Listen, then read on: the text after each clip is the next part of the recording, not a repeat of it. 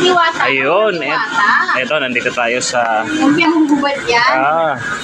special na order to, no? Order. Oo, lumpiang Mga 500 pieces pong lumpiang hubad ang order dito kay Ate Bake namin. Mas matindi pa to kay Diwata. Di ba? Oo naman. Oo. So, si Diwata yung nabugbog, ako hindi nabugbog. Yun, yan ang nambubugbog. Ako na nabugbog. Kita nyo yan, oh. Anong tawag? Chicken. Chicken. Chicken ni Bake.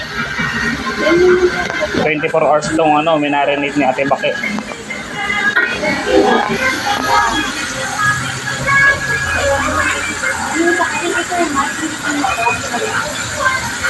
Napakalaki, no?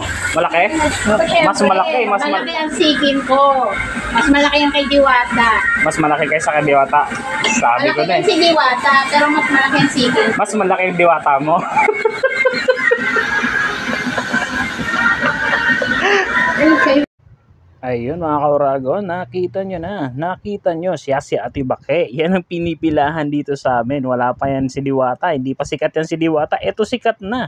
Dito muna tayo mag-focus sa lumpiang hubad na Ate Bake. Pero isusunod natin sa mga susunod yung fried chicken niya naman. So that's all and thank you.